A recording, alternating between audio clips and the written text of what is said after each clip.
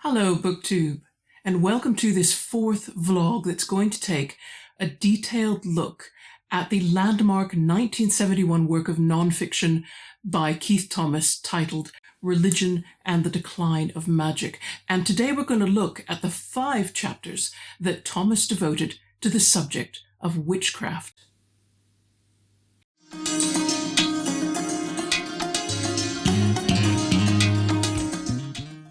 Yes, you did hear that correctly. Nearly 200 pages of Keith Thomas's book are devoted to the subject of witchcraft. And this was a section of the book that I read for the very first time. If you caught the first vlog, I will have confessed that I tried to read Keith Thomas many years ago. I only got so far. It wasn't a DNF case. I didn't sort of go, oh, I'm fed up with this book. I neglected it. And with nonfiction that's this heavy, if you neglect the chapters that you have read and don't carry on in a decent interval of time, then you do feel like you may as well start all over again. And that seemed a big ask with a book of that size. But before we start, we must make the same distinction that Keith Thomas does in this book. When he talks about witchcraft in these particular chapters, he's not talking about the everyday commonplace work of cunning men and wise women who were in English towns and villages, who were assisting the people that lived around them with their problems. They were helping to cure physical and or mental illness because the amount of knowledge of how to treat illnesses at the time was so sparse. And he's not talking about when they also assisted in the locating of lost or stolen goods. These things were services which people within a town or a village did seek out, but witchcraft trials, arrests, and prosecutions didn't come as a result of these. What Thomas wants to focus on is the evil activity or supposed evil activity, and we will cover the supposed part a little bit later, which witches were said to cause. And we're looking at the period, let's just focus ourselves in time, between 1500 and 1700. Now, there was witchcraft persecution to some extent in England, but it was different than what was occurring in continental Europe. And Keith Thomas really does want to make this distinction and also debunk some popular myths that exist today about witchcraft. I think you'll get a sense of Keith Thomas's view on the scholarship around witchcraft if I quote this footnote from page 517, where he says, "Much nonsense has been written on this subject, i.e. witchcraft in early modern Europe, and the general reader needs to pick his way with caution." And the note takes up a full page and a half of the text. So you can tell this subject really matters to Thomas. He wants to distinguish between reference works that he thinks are trustworthy and those he treats with less enthusiasm. And I'm going to quote about one particular author, and I think it's important because this author has had a great deal of effect on what we believe about witchcraft today. And he says, "The much overrated work of Margaret Murray, The Witch Cult in Western Europe," published in 1921, is devoted to the thesis that witches were adherents of a surviving pagan religion. And it's clear, if you read the rest of the footnote, Thomas does not support this theory, and he does not believe the historical record supports it, at least certainly not in England. And I mention it because I spent quite some years with English neo-pagans, and Margaret Murray's theory, it's treated as historical fact. The theory is that there was a pre-Christian pagan religion across Northern Europe, and that there was a minority of people within Europe that tried to keep this religion alive. And it's that minority who were identified as witches and sorcerers, and that the European witch trials were an organized, deliberate persecution of that religious minority. Thomas's book will not back up that theory. I'm so sorry if you were thinking of reading it for that reason, to get more backup for that particular point of view. He will not approach accusations of witchcraft as persecutions of a pre-Christian religion. He will acknowledge, yes, many folk practices, including medicinal plant knowledge, beliefs about the supernatural, did predate Christianity, most likely. However, what Thomas believes is that the folk culture and Christianity, they changed each other and they amalgamated into each other such that you ended up with a mixture that became an accepted culture as a whole in England by about 1500.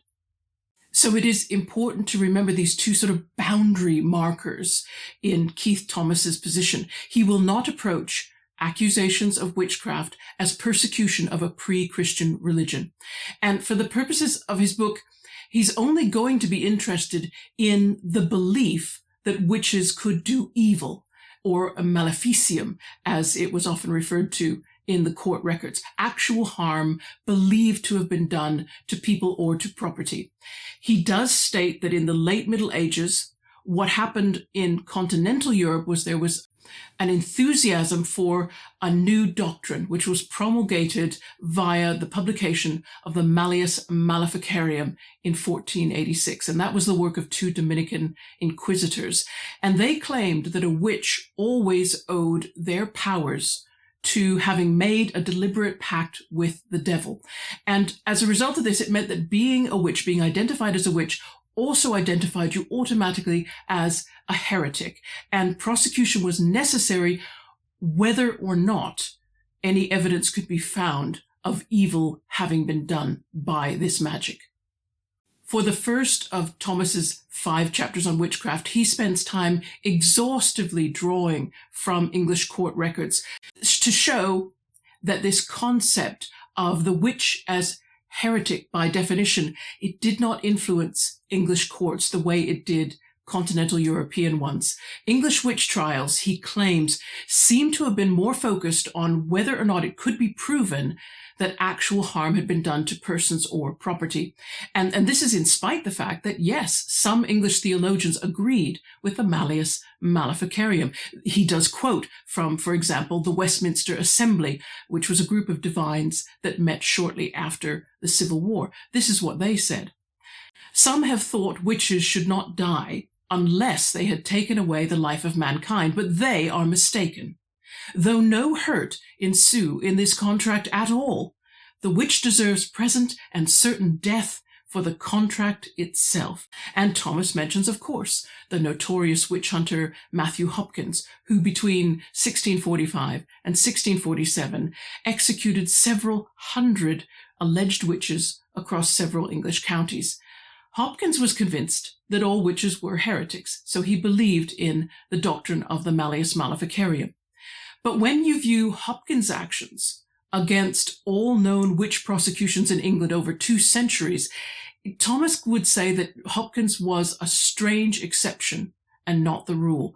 And he goes one step further to state that in England, witch trials were actually very rare before the 16th century. It was when 3 witchcraft acts were passed in 1542, 1562, and 1604. That is when the court records show this noticeable increase in the number of convictions for witchcraft. And then, as the 17th century progresses past the Civil War, we see again a gradual decline until finally we reach the 18th century, where there's a very noticeable decline, and then in 1736 the Witchcraft Acts are repealed. That historical record raises questions. What factors drove the increase and what factors drove the decline? Well, Thomas devotes 3 chapters just to explaining what he thinks the reasons are for the increase. And we start first with chapter 15. Now here, Thomas takes time to describe what was popularly believed about the devil and his demons. Medieval and early modern children learned that the devil had innumerable demons, and these were incorporeal bodies, but they could possess objects or animals or people at any time. And it takes some imagination to put yourself back into that situation where you have very little knowledge of the actual causes of natural phenomenon. You have no knowledge about what causes illness in people or in animals, but you do have this strong belief that there are literally millions of invisible evil spirits surrounding you at all times, in all places, and their interest is your temptation and your spiritual destruction. And in that situation, wouldn't anyone want protection? And Thomas then goes on to argue that for the ordinary person in England, there were more convincing sources of protection before the Reformation. The Catholic Church allowed for tangible forms of protection, like holy water, the possession of relics, or the possession of symbols that could be worn as amulets. And then there was also this concept, which was lost in Protestantism, that in addition to all these demons, there was also a great host of saints and angels, and they were at the ready to be entreated and to assist the believer in his fight against evil. And outside the church, you also had folk customs. Now, these were lightly discouraged, but they were never actively prosecuted. They were forms of counter magic, which you could use to protect yourself from the power of witches or demons. By contrast, Protestantism stripped away all the Christian and folk customs of these kinds, called all of them superstition, that needed to disappear. And it left only one form of defense against evil, and that was the believer's own personal faith. And then there was this confusing teaching that went two ways like a double-edged sword. The teaching that some trials were tests from God, which should be borne with unwavering faith because the believer would be brought through them if they believed. But then at the same time, there was a contradictory teaching which said that, well, some trials are actually clearly evidence that these believers were being punished for sinning against God. You can just see here a beautiful setup for a lot of mental health problems. The English church also, Thomas says, they ceased the practice of exorcism, and this came by an edict that was made in 1604, which said that no minister, unless he was given special permission from a bishop, could attempt to cast out demons.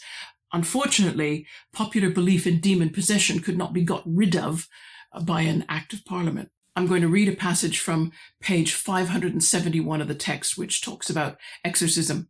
It says, "Exorcism was thus generally rejected, yet cases of possession continued to appear. Indeed, evidence has survived of more instances in the later 16th and 17th centuries than in the era before the Reformation. But what was the pious man to do in the face of these diabolical assaults? He still had the protection of his faith, but there was now no automatic procedure for dealing with such cases of possession. A clergyman could no longer command a spirit to depart. He could only entreat God to show his mercy by taking the devil away. Any healing," wrote an Elizabethan preacher, quote, "is not done by conjuration or divination as popish priests profess and practice, but by entreating the Lord humbly in fasting and prayer. As Bishop Hall put it, we that have no power to bid must pray." Of course, Thomas concludes that one reason that witch prosecutions increased during the late 16th and early 17th centuries in England was because people lacked this feeling of protection that they once had from various forms of counter magic, either those that came from the church or those that were practiced amongst themselves.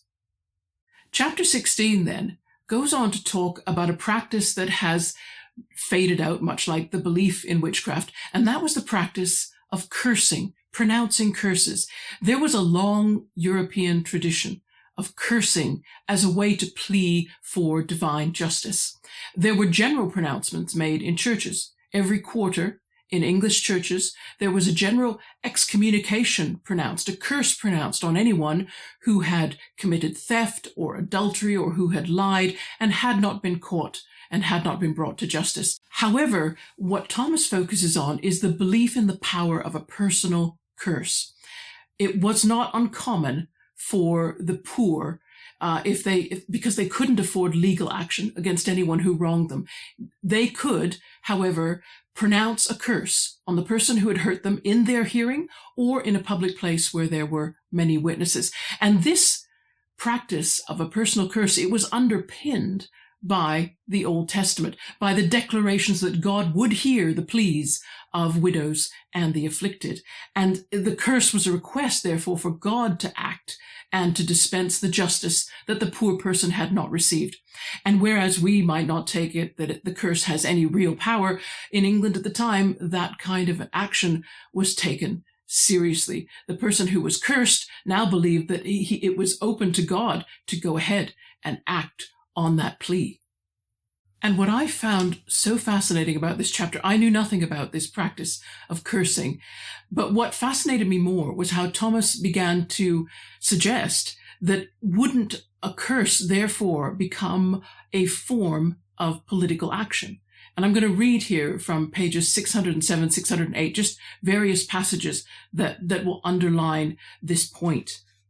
It says, "It was only if the injured party was too weak to avenge himself in any more obvious way that he had recourse to the substitute of calling down supernatural vengeance. Curses were employed by the weak against the strong, never the other way around."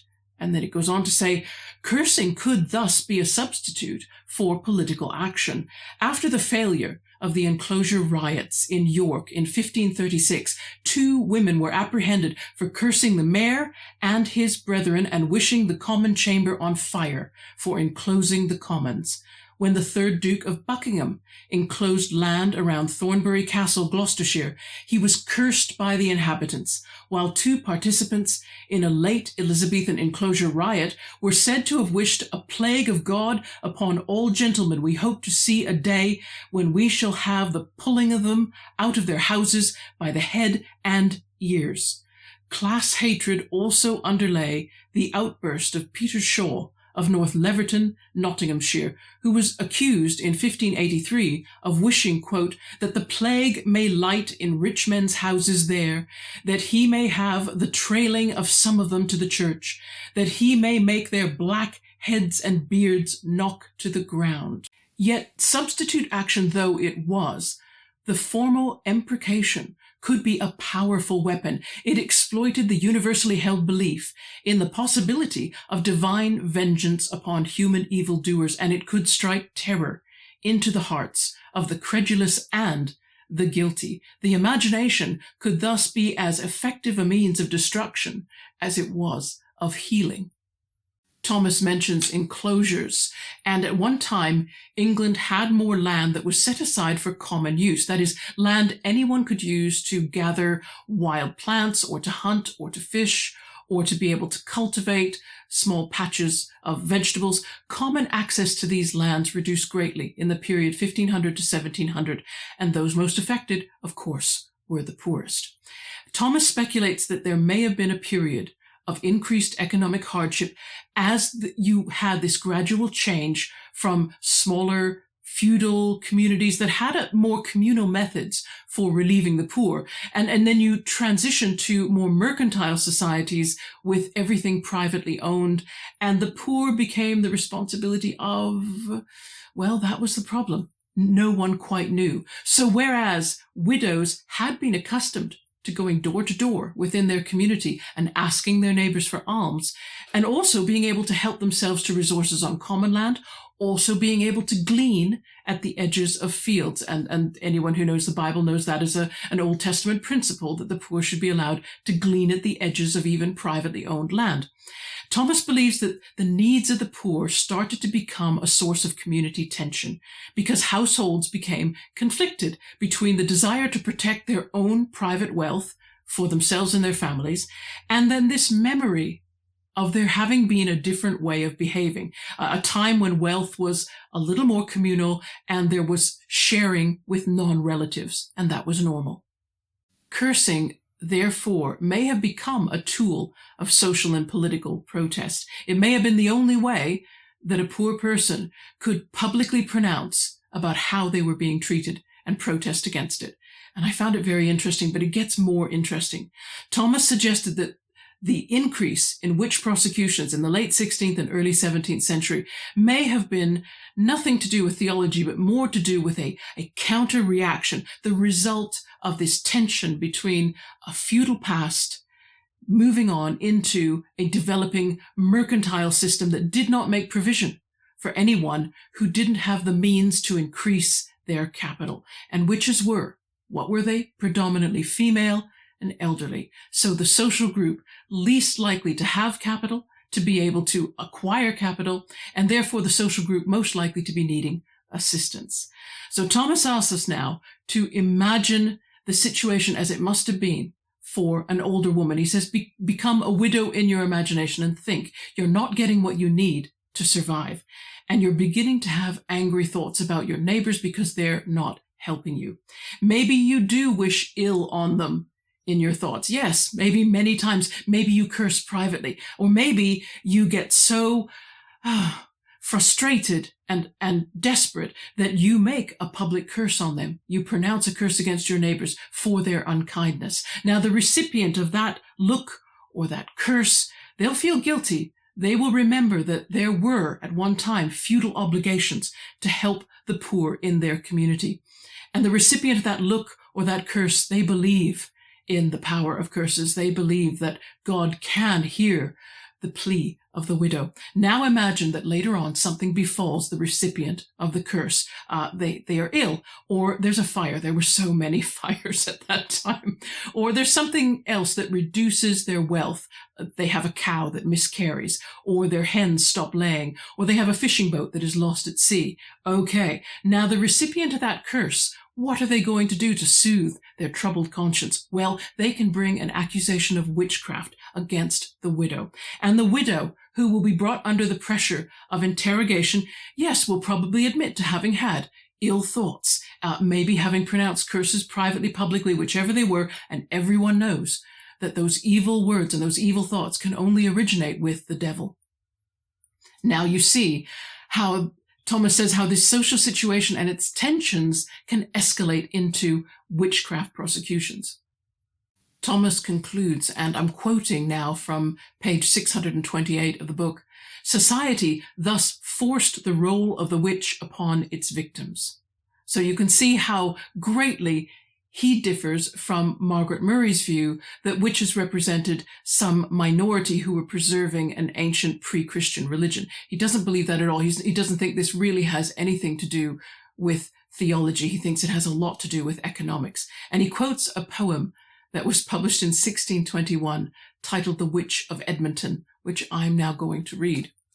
Some call me witch, and being ignorant of myself, they go about to teach me how to be one, urging that my bad tongue by their bad language made so forspeaks their cattle, doth bewitch their corn, themselves, their servants, and their babes at nurse. This they enforce upon me, and in part make me to credit it. So it's this analysis of witchcraft belief and its usefulness in early modern England. That was the most powerful part of this book.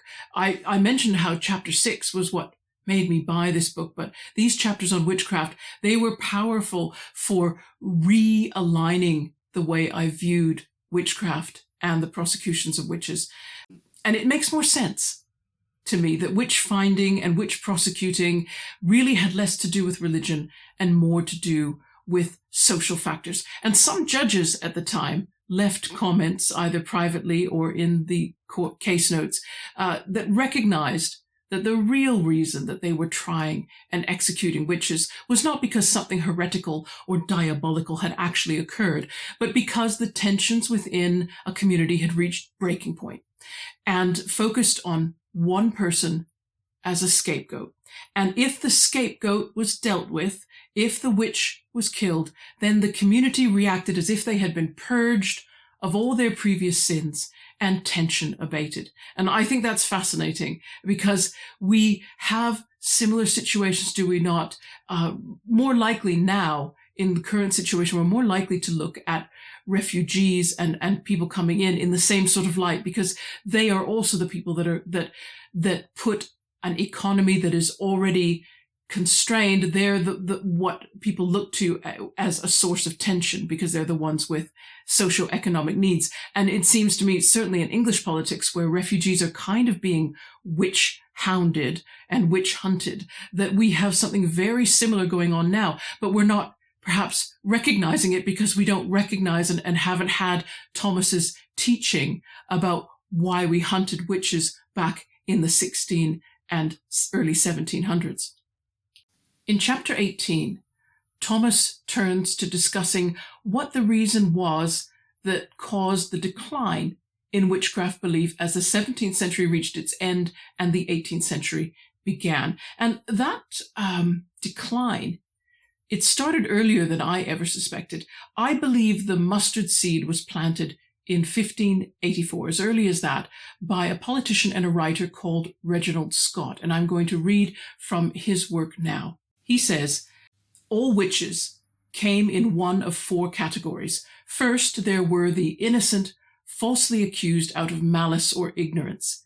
Next came the deluded, malevolent, half-crazed persons who had convinced themselves that they were in league with the devil and made absurd confessions to that effect, but who were actually incapable of harming anyone.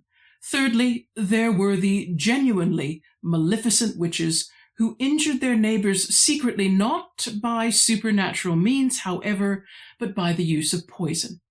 Finally, there were the cozeners and impostors, the wizards and charmers who gulled country folk by falsely pretending to heal diseases, tell fortunes, or find lost goods. These last two categories were the witches who the Bible had said should not be allowed to live.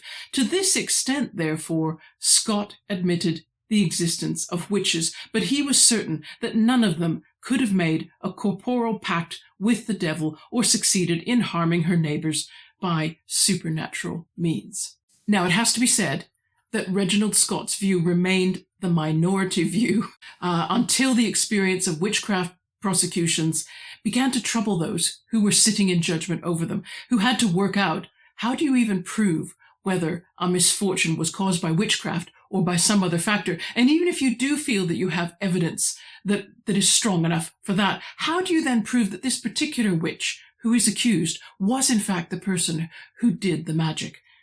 And Thomas suspects that it was magistrates, sheriffs, senior clergymen who were constantly involved with the trials who grew skeptical, because proof never got better than opinions, and confessions were rarely obtained except by using dubious questioning methods. Now, Thomas does say that he could only find evidence of torture in English witch trials, in those cases that were dealt with by Matthew Hopkins, who of course was adopting his methods from continental Europe. But he said even Hopkins modified his methods, so he was not as harsh. So some of the understanding we have of the tortures that were inflicted on witches, that Thomas seems to feel that was more of a continental phenomenon than an English one.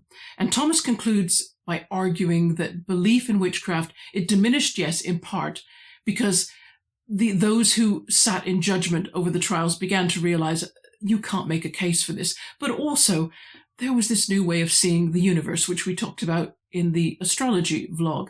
If the universe is opening out, and if old assumptions about the way it works are having to be discarded, and new principles are being discovered about what actually does regulate it, and they're being proved over and over again, then the old thinking that either God or the devil could intervene or subvert the course of this clearly natural course of things became discredited, to the point in 1736 where a man who claimed that he had been bewitched could be presented to the court as evidence of his insanity.